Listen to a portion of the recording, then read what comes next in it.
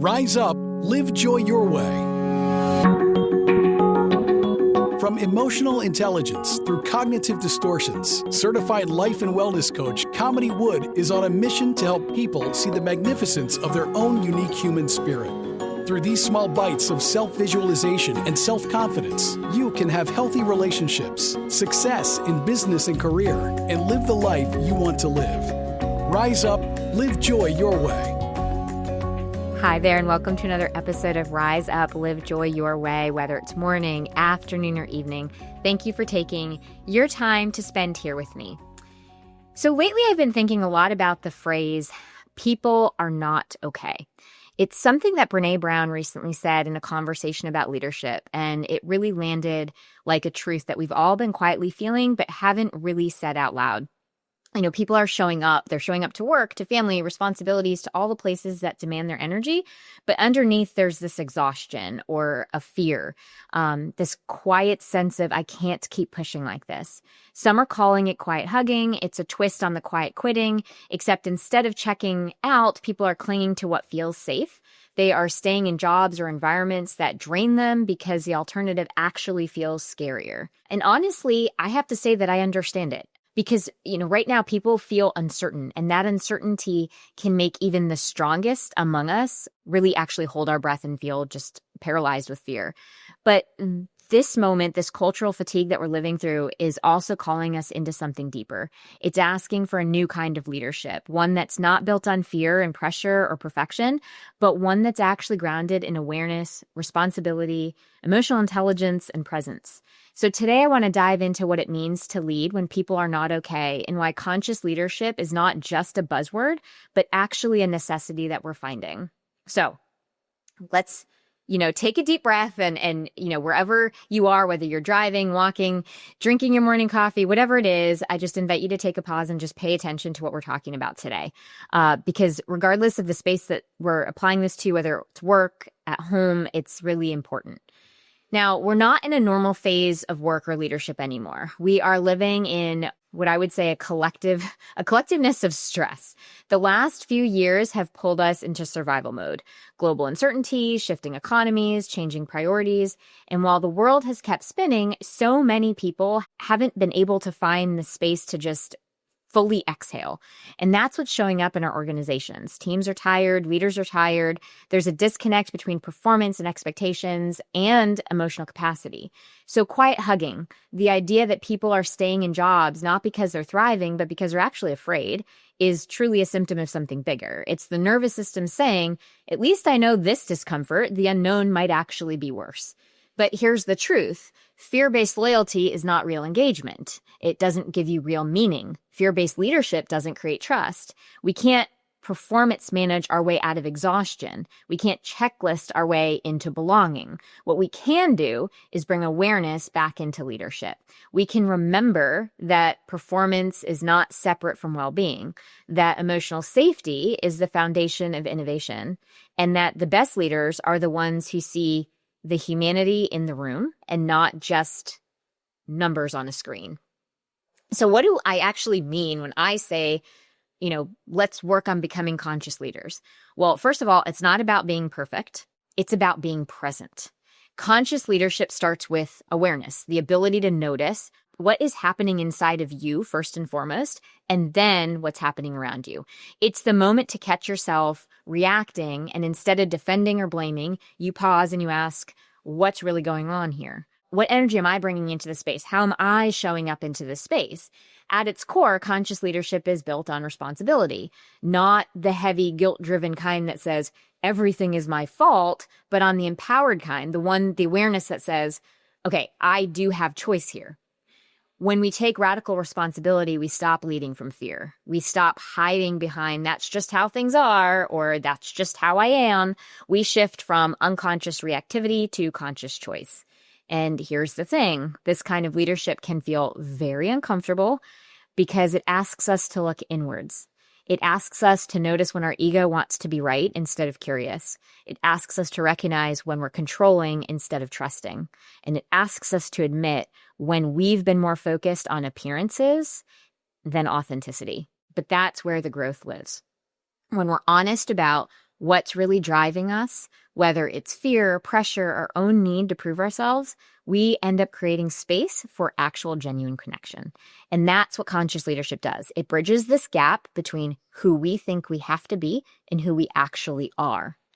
Now, one of the biggest misconceptions about leadership is that it's about fixing people, identifying and correcting weaknesses. But conscious leadership invites a different question. What if people don't need fixing? What if they need a form of remembering? That's where strengths-based leadership comes into play. According to positive psychology research by Ryan Nemec and others, when we use our signature strengths intentionally, we experience more meaning. We experience more engagement and resilience. And in leadership, that looks like shifting the focus from what's wrong to what's strong. Imagine if instead of performance reviews that pick apart what isn't working, we had conversations that asked, what strengths are you using most right now? How could you bring more of those strengths into each of your days? Strengths like curiosity, kindness, bravery, fairness, humor, and perspective, these aren't soft skills. These are actually leadership skills and leadership tools. A conscious leader doesn't just manage the tasks, they help people connect to their strengths because that's where intrinsic motivation lives. You can try this with your own team, or even ask yourself the next time you're facing a challenge, what strength do I need to bring into this moment? If there's conflict, maybe you could call on your strength of fairness. If there's burnout, maybe you could use hope. If there's fear, maybe you bring in courage. When we lead from our strengths, we help others rediscover theirs. And that, more than any incentive or performance metric, is what creates lasting engagement. Now, let's talk about what happens when we don't lead consciously. When we as leaders ignore our emotions, when we push for productivity at the expense of actually being present, we create a culture of quiet suffering. People start to withdraw. They show up physically, but they're not there mentally or emotionally.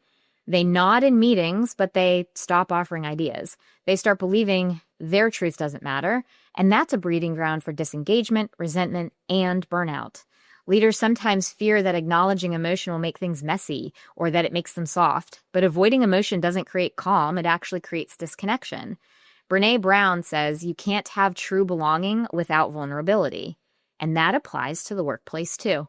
When people feel safe enough to say, I'm actually overwhelmed, or I'm stuck, or even I made a mistake, they're not being unprofessional, they're being a human being. And when leaders respond with curiosity instead of criticism, something powerful actually happens. Trust begins to rebuild. So much of conscious leadership is about shifting from judgment to understanding, from performance pressure to relational presence. Because people don't leave companies, they leave environments that don't see them. And that's really important to remember as a leader. So now let's try to bring this into practice. Conscious leadership isn't a concept you check off a box or check off a list. It's a daily practice. It's a moment-by-moment awareness. So here are a few tools and reflections that you could begin using right away. There's the pause practice. When you feel that sense of pressure, stress, or you feel triggered, take a pause. Take one deep breath and name what's happening internally. I notice I'm feeling tense, or I notice I'm afraid this won't work. Awareness shifts you from autopilot into a sense of agency and autonomy. Above or below the line, ask yourself, am I above the line? Am I open, curious, willing to learn? Or am I below the line? Am I defensive, blaming, and closed off? There's no judgment, there's just awareness, because once you have awareness, then you have choice. Strength spotting in real time. Instead of just giving feedback immediately when things go wrong, notice and name the strengths that people are actually using. For instance, I saw how calm you stayed under pressure, or your kindness shifted the energy in that meeting. Small moments like this where you're strength spotting can make people feel seen and truly valued. The integrity check. Ask, does this align with my values and the values of my organization? Conscious leadership requires aligning action with intention. And then there's the debrief practice. After a presentation or a conflict where you've made a decision, ask, okay, what worked well? What can we learn from this?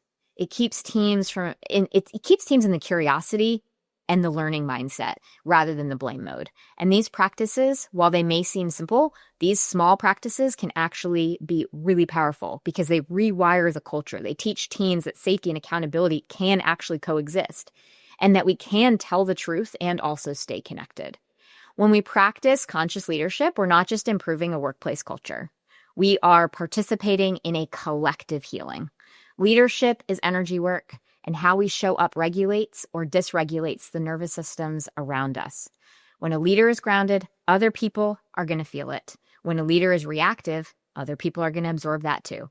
In trauma-informed spaces, we call this co-regulation. In leadership, it's the same thing. Your presence becomes the anchor others can rest in. Now, a conscious leader does not deny difficulty. They're navigating it with awareness. They don't pretend to have all the answers. They create space for dialogue. They don't avoid conflict. They transform it into a place of understanding and curiosity. Leadership becomes healing, modeling self-trust, emotional literacy, and courage in real time. As a leader, your calm helps others find theirs. Your honesty helps others speak theirs. And your compassion helps others soften theirs. Leadership becomes a ripple, moving through teams, families, all relationships, communities, because energy, awareness, and empathy are contagious. Leading when people are not okay begins with admitting that sometimes we're not okay either. And that's not a flaw. That is an actual invitation to lead from your own presence instead of from pressure, to replace judgment with curiosity, to speak truth with compassion, and to take responsibility instead of control. When we lead from that place, people feel safe enough to be human again. And when people feel safe, they can create and they can collaborate and they can innovate and they can grow. And that's the leadership the world needs now. Not louder voices, but grounded ones. Not leaders who know it all, but leaders who are willing to learn and learn while in public. Not demand perfection, but those who create spaces where people can heal, build, thrive. Conscious leadership isn't about only being the calm in the storm. It's about being the calm that steadies the storm. So I just invite you to ask yourself, what energy am I bringing into the room today? Am I leading from fear or am I leading from a place of awareness? Am I in a reactive state or am I responding with some intention? Those are small shifts where conscious leadership begins. And when we begin there, we create presence and not pressure. If you'd like to hear how coaching could help you or want to just see where our coaching relationship could go, please feel free to reach out to me at any time at coachwithkamini.com. And until next time, stay well. Thank you for listening to Rise Up, Live Joy Your Way. For more information, book a chat with Kamini at www.chatwithkamini.com or visit her website at www.kaminiwood.com.